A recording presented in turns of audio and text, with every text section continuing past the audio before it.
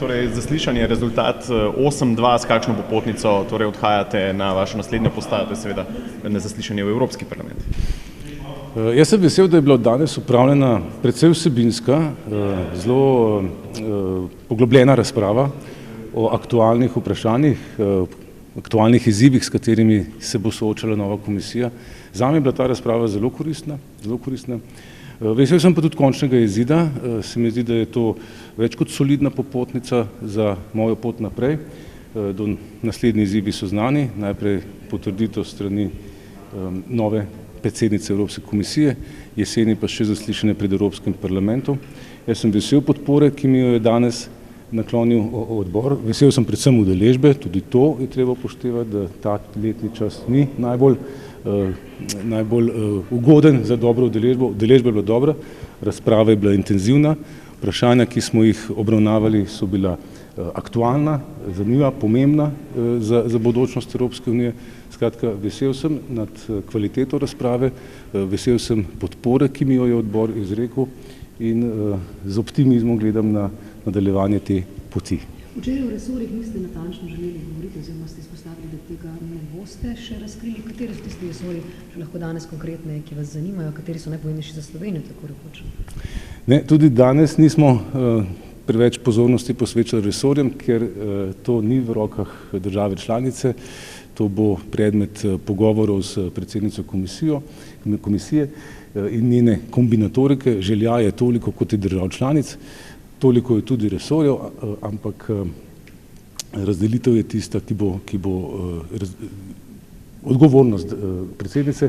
Jaz sem že večkrat omenil približno pol ducata resorjev, ki se meni osebno zdijo zanimivi tudi za Slovenijo, ne zame osebno. To so okolje, to je digitalizacija, raziskave, regionalna politika, tudi širitev, zunanja trgovina. To so vse dinamični resorji, pomembni za Evropsko unijo, pomembni z vidika Slovenije, ampak res več od tega pa trenutno ne moremo. Razdelitev resorjev je proces, ki bo še nekaj časa trajal. Končal bi samo s tem, na to temo, noben resor ni za nič. Lahko eno vprašanje. Prosim. Imate že signal, je Slovenija že dobila signal od predsednice komisije, da ste vi tisti kandidat, ki je sprejemljiv. Namreč te zgodbe verjetno še ni konec, dokler se to ne zgodi. Te zgodbe ne bo konec, dokler ne bo znana celotna zasedba in tam še nismo. Skoraj polovica držav članic svojih kandidatov sploh še ni posredovala predsednici. In dokler ne bo vseh kandidatov, se predsednica po mojem prepričanju ne bo opredeljevala do posameznih. Na to bo treba še počakati, po mojem tam nekje na sredino avgusta. Vendar sestanki, z nekaterimi naj bi že potekali, kaj veste, če bo šlo vse po planu, kdaj bi se oglasili v Bruslju? Oglasil se bom takrat, ko bo predsednica komisije menila, da je primeren čas, odzval se ji bom nemudoma. Hvala lepa. A vi boste sodili med komisarje v skupini ALDE? Zdaj rekli ste, da se boste udeleževali sestankov te skupine, ampak ali boste tudi v njihovi kvoti komisarjev? Komisija ni po kvotah. Komisija je komisija. Kolegi komisarjev to je 28 posameznikov za skupno mizo. V Evropski uniji pa seveda potekajo združevanja oziroma povezovanja ob različnih priložnostih. Ena od teh priložnosti je recimo, ko se skliče zasedanje Evropskega sveta in ob takih priložnostih pride do zasedanja najvišjih predstavnikov, se pravi predsednikov vlad in držav, na eni strani pa tudi z udeležbo komisarjev po političnih skupinah. Jaz se bom takih sestankov udeleževal v politični skupini, ki se je bo udeležil slovenski predsednik vlade. Torej ALDE. Tudi dva. Ni, ne? Zakaj ste torej nasprotovali danes na odboru? Kot rečeno, Evropska unija je pred resnimi izzivi, ne nazadnje cel svet pred resnimi izzivi, recimo okoljsko katastrofo in že v zadnjem času smo videli, da so te izzivi pretežki za kandidate, ki v bistvu ne nameravajo spremeniti nekega načina razmišljanja. In To se je danes pokazalo tudi na tem zaslišanju. Gospod Lenarčič je seveda lahko dober diplomat in dober poznavalec ustroja Evropske unije, dober evrobirokrat, ampak od takega človeka ne moremo pričakovati odločnih potez oziroma vsaj odločnih stališč v Evropski komisiji. Stališča glede okoljske krize so bila relativno medla, govorijo predvsem o tem, da bo treba več denarja investirati v reševanje oziroma zmanjševanje ogljičnega odtisa, ampak tu pozablja na osnovno logiko, da bo potrebno zmanjševati proizvodnjo, potrebno zmanjševati produkcijo in potrošnjo. To so glavni problemi, ki proizvajajo okoljsko krizo. Zelo medel oziroma skoraj da negativen je bil do naših opozoril glede socialne unije oziroma enotnih socialnih standardov na celotnem področju Evropske unije, se pravi evropske minimalne plače, evropskih minimalnih socialnih korektivov in tako naprej, kjer pravi, da je to pristojnost držav članic in da bo tle težko kaj premakniti. Še enkrat poudarjamo, mislim, da potrebujemo v Evropski komisiji nekoga, ki bo želel stvari premikati, ne pa se že v štartu odmaknil od teh ciljev. Tako da menimo, da je ta kandidat premalo ambiciozen, premalo odločen za izzive, ki jih predstavlja, ki jih prinaša prihodnost Evropske unije. Kaj pa njegova stališča glede migracij? No, to je pa druga stvar. Zdaj, kot sem povedal na odboru, je pa ta kandidat tak, ki bi lahko čez 4 dni šel v tabor na Lepeno na Triglav ali pa, ne vem, naslednji teden k predsedniku vlade na pikniku Šmarcev. To je tisto, kar je tudi problematično iz tega vidika, ker potrebujemo nekoga, ki bo imel jasna stališča in seveda tudi stališča, ki bodo vsaj približno bolj humanitarna in tudi predvsem bolj solidarna. Tisto, kar smo slišali glede migracij, pa je tipična sodobna agenda, kjer se straši pred nekimi nevarnostmi, pred tem, da se malo da ne približuje konec evropskih civilizacij, če ne bomo postavili vojakov na vse zunanje meje, če ne bomo poslali vojaških čovnov v Mediteran, ki bo odganjal ljudi, ki bežijo in tako naprej. Skratka, gre za, bom rekel, zelo desne poglede na to vprašanje, ki zreducira celotno oziroma zbanalizira celotno stvar na dva problema, se pravi pač legalne migracije in tiste, ki jim desnica pravi nezakonite in so v resnici neregularne po mednarodnem pravu in tega seveda ne podpiramo. In tu lahko omenim še omembe PESK-a in skupne obrambne politike, kjer bi seveda podpira dodatne napore k investicijam v vojsko in tako naprej. To so absolutno politike, ki jih v Levici ne podpiramo. Torej ta apolitičnost, o kateri se govori že od samega začetka, ko je bil predlagan kandidat, je krinka? Zakaj je tukaj? Jaz mislim, da ta apolitičnost gotovo je krinka. Po eni strani je gospod Lenarčič bil praktično v vseh vladah do zdaj, se pravi, lahko rečemo, da je apolitičen oziroma politično zelo spreten, da je znal prepričati vsakokratnega predsednika vlade, da mu pač poveri nek položaj. Tako da, ampak mislim, da je to stranski problem. Problem je v tem, kakšen je način razmišljanja. Ne glede na to, gre za tako imenovanega strokovnjaka ali pa za politika, je tisto, kar je ključno to, da se spremeni nek način razmišljanja in to je tisto, kar Evropa potrebuje. Se pravi, sprememba načina razmišljanja in tega pri gospodu Lenarčiču ni. Hvala. Kako to, da je bila SDS danes vzdržana? Doslej smo iz strani SDS-a, tako kot z vašega predsednika, kot evropske poslanke, slišali precej kritik do gospoda Lenarčiča. Strelo koleno.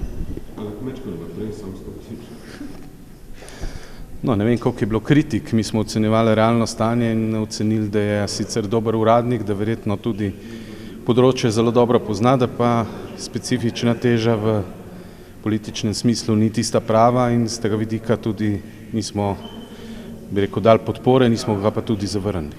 Torej stališča, ki je predstavil glede migracij, glede zadev, ki so vam najbolj pomembne, se vam zdijo sporna, so vam bila povšeči? No, večina njegovih stališč je bila v pravi smeri, tudi nekako enaka, kot jih tudi mi zagovarjamo, predvsem pri migracijah in azilni politiki, tudi na nekaterih drugih področjih je bil zelo konkreten. Zato smo ga tudi upozorili, da bo moral to zadevo verjetno uskladiti z aktualno vlado, ki ti govori v nasprotju z njihovimi stališči. Tako da upam, da ga bodo poslušali v nadaljevanju. Kaj pa mu je zmanjkalo, da bi dobil vašo podporo? No, mi smo pač povedali, da pričakujemo že v samem kandidiranju nek korekten postopek, da se tudi opozicija vpraša, glede na to, da vsi govorijo o sodelovanju pri zadevah, ki so pomembne za Republiko Slovenijo kot celoto. V tem primeru se to ni zgodilo in zato iz načelnih razlogov tudi ne moremo kandidata podpirati. Če bi vas vprašali, Kako bodo vaši evropski poslanci ravnali? O tem se še nismo pogovarjali. Hvala. Prej je bilo veliko postopkovnih zadev že v samem začetku, tega, da ni bil proces pravilen, kako da ste danes potem podprli. Glede na predstavitev gospoda kandidata, ki se je izkazal kot zelo dober strokovnjak in tudi poznavalec tako Evropske unije, kakor tudi nekoga, ki je izredno več na diplomatskem parketu, je bilo glasovanje obeh članov SMC-ja na odboru tako, da smo gospoda Lenarčiča seveda podprli. Nekoliko pa nas je presenetila ta razprava, ki se je na samem odboru odvila v zvezi z apolitičnostjo kandidata. Torej, še enkrat poudarjam, da apolitičnost je neka zelo čudna zadeva, to je kot bi naročili kavo brez kofeina ali pa vino brez alkohola. Zavedati se moramo, da je Evropska komisija organ, ki je politične narave in tudi na osnovi tega odloča, zato je vsakršno razmišljanje o kakršnikoli apolitičnosti neko nerealno gledanje na samo politiko, ki nas zgolj oddaljuje od tistih ciljev, ki si jih kot Slovenija na evropskem parketu zadajamo. Zato tudi v SMC-ju pričakujemo, da bo gospod kandidat, vkolikor bo potrjen, tudi aktivno pristopil k članstvu v Evropsko družino oziroma v grupacijo ALDE in tam tudi aktivno in intenzivno zastopal interese Slovenije. Gospod Krivec je bil kar zadovoljen z mnogimi stališči gospoda kandidata. Rekel je, da je bil blizu nekaterim pogledom SDS-a, recimo na vprašanj pri migracijah, pri varnostih. To se pravi, so potem, če ste ga vi podprli, bi lahko to analogijo vlekli, da so tudi vaši pogledi na tem področju blizu stališčem SDS. So se spremenili?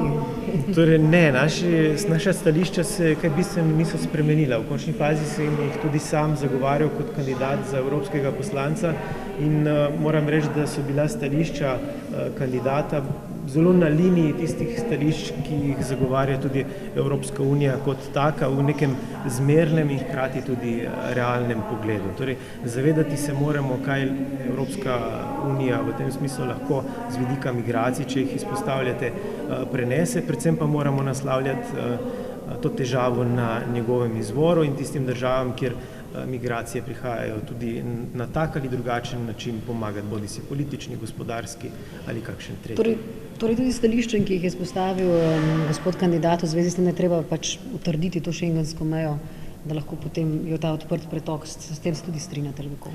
Torej, šengenska meja je zgolj eden od vidikov, ki je zelo pomembne konstitutivne narave same Evropske unije. Vemo, da delovanje Schengena je bilo postavljeno s pričo teh množičnih migracij od leta 2015, zlasti od 2015 naprej, zelo pod vprašaj in tukaj se odpirajo številna vprašanja, na katere pa imajo različne države članice precej različne poglede. In tukaj je pred Evropsko komisijo in Evropsko unijo kot celoto zelo velik izziv, kako ta vprašanja poenotiti, predvsem pa poiskati neke učinkovite odgovore, ker v tem trenutku vidimo tudi z vidika delovanja azilne zakonodaje ne ponujajo nekih rešitev, ki bi bile dobre in samo še dodatno vplivajo na to, da so ljudje v državah članicah, ki so tem tokovom ali pa kot ciljne države izpostavljeni, številne težave izhajajo iz tega, nezadovoljstvo in tukaj mora Evropska unija,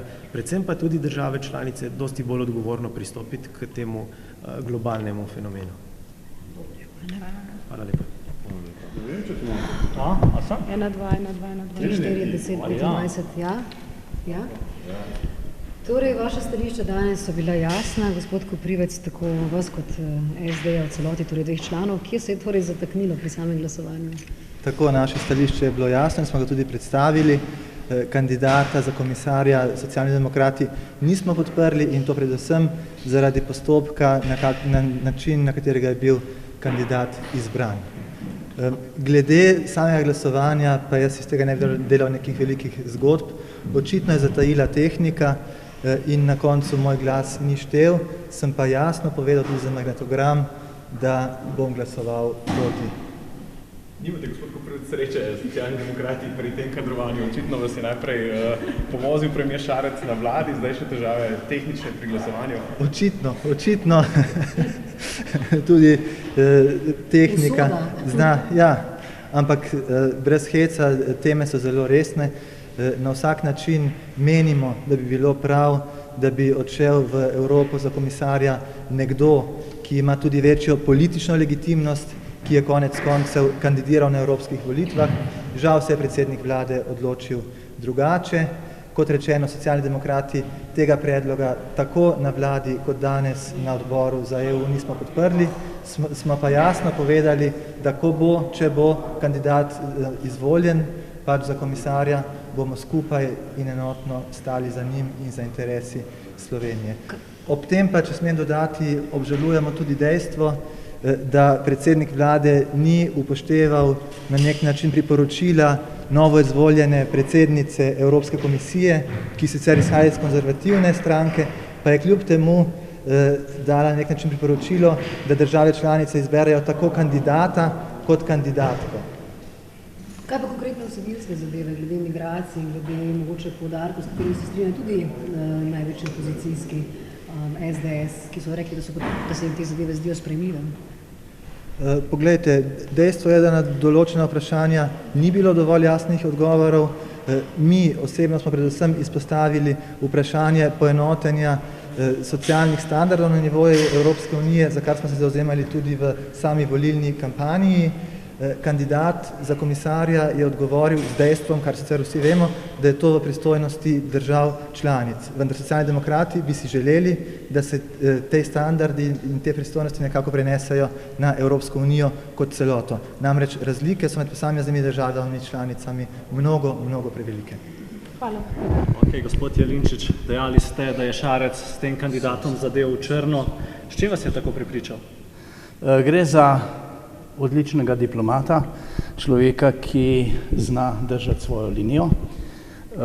V tem je celo trd, pa neizprosen, ampak mislim, da je pravi, še posebej pa, če pogledamo, da sta želeli stranka Bratuškove in pa Cerarja predlagati in moškega in ženskega kandidata, verjetno istega spola, tako da se kaže, da gre za politične razprtije, ki jih je Šarec presegel. Torej se vam zdi, da mogoče tudi stvari, za katere si prizadeva njegova politika glede tega, kako vidi migracije, kako vidi šengensko območje, so take, da so skladne z vašimi nazori, ali se vam zdi preblag mogoče v tem smislu, je na strani vlade ali odstopa njegova stališča? No, kar se Slovenske nacionalne stranke tiče, je pravzaprav 99% politikov v Sloveniji preblagih, brezjajčnih in pa kompromisarskih. Vendar pa mislim, da je od vseh možnih kandidatov gospod Lenarčič najbližji naši usmeritvi. Zdaj v razpravi ste dejali, da ste se bali, da bi bila kandidatka gospa Tanja Fajon. Zakaj ste se tako bali? O Madonna, kaj bi se zgodilo? Najprej bi vsi šiptarji dobili prost vstop v Slovenijo, potem pa vstop v Evropsko unijo, potem pa še Albanija in pa potem bi bila velika Albanija, konec koncev je gospa Fajonova vedno delala za Albance, ne pa za Slovence. Da vas še oceniti prejšnje evropske komisarje, gospoda Potočnika, gospod Vulčevo. Kako v primerjavi s tem, kaj pričakujete? Mogoče mislite, da bo kakšne spremembe zdaj? Ja, karkoli bo bolje, kot je bilo.